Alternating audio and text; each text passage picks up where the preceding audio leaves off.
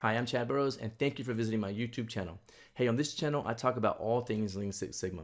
If that's something you're interested in, then I would just ask that you please hit that subscribe button below and become a part of this community. Today, though, I'm talking about the Hoshin Kanri. If that's something that interests you, please stick around.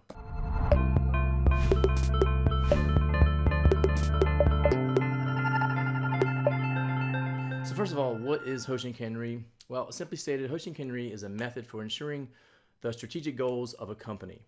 It drives progress and actions at every level within the company.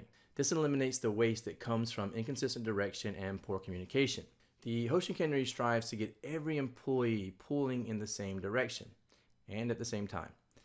I like to think of a Hoshin Kanri sort of like a rowboat. And if we were all in the boat rowing, and if we didn't have a proper Hoshin Kanri, well, we may all be rowing in different directions. And even if we had like some idea of where we should be rowing, and most people in the boat were actually rowing in that direction, even a few people rowing in different directions would cause more work for the others to keep us on the right path. And it may even slow us down a bit. If we all were to row in the same direction because we knew exactly where we were supposed to go and what we were supposed to do, well, then that would mean we'd all get to our destination a bit faster and with fewer mishaps. And that's really the Hoshin Kanri. There are 7 steps to creating a proper Hoshin Kanri. Step number 1 is set the vision. The first step is knowing exactly where you want your organization to be in the future. There's really no need to be strategic at this point. In other words, you don't have to think about how you're going to get there. Just simply define a succinct vision that will tell everyone where you want to be, and it'll let everyone in your organization know where you want that company to be. Step number 2 is develop long-term objectives. When developing long-term objectives, focus on 5 goals or less. Now, why is this important? Well, you really can't focus on every goal, and you really don't want to, right? You really shouldn't be doing that. Creating no more than 5 long-term objectives will leave time for the small fires that surely will pop up during the year. The Hoshin Kanri leaves room for the finite resources you have to stop working on the big ticket items so they can focus on putting out the fires. Now, when the fires are settled though, everyone should get back to the goals indicated within the Hoshin Kanri. Remember, if you focus on everything, you really won't accomplish anything. And step number 3, develop annual objectives. Now that the long-term objectives are set, it's time to involve the department and mid-level managers. Work with the team to develop annual objectives that will achieve the long-term goals laid out by top management. One way to ensure success is to use a process known as catchball.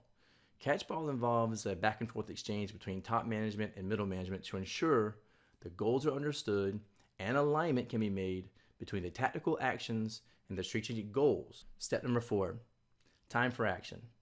Now, how will you know when you accomplish the annual goals, and how will you know if you are making advancements?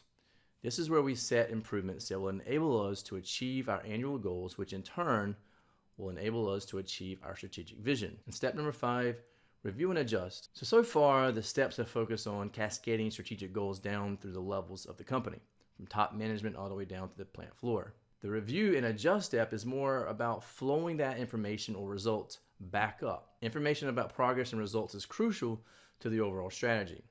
If we are not making the targeted improvements we set, we need to adjust our goals accordingly. It is this second flow that creates a closed loop system. We use key indicators to measure the success rate of our plan.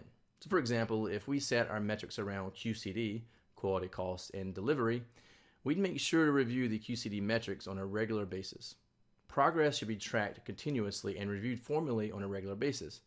Usually this is monthly, but I've always recommended and encouraged organizations to set the reoccurrence of reviews based upon their needs.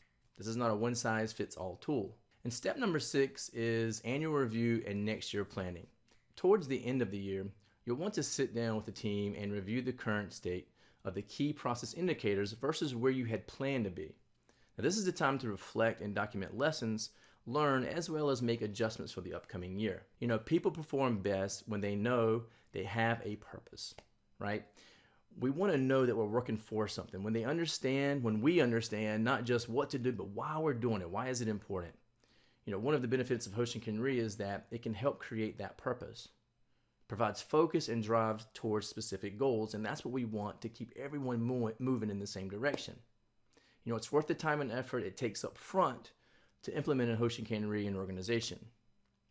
Make sure everyone in your boat is rowing in the same direction. Doing so will guarantee you reach your destination faster. So if you have any questions about the Hoshin Kanri, please comment in the section below. If you like this video or you know someone who may get value from it, I ask that you please click the like button and go ahead and forward this on to your friend or colleague. Also, go visit my website at www.chadburrows.com and connect with me. I'd be happy to connect with you and hear from you through my website. Don't forget to subscribe to my YouTube channel, and I will see you in the next video.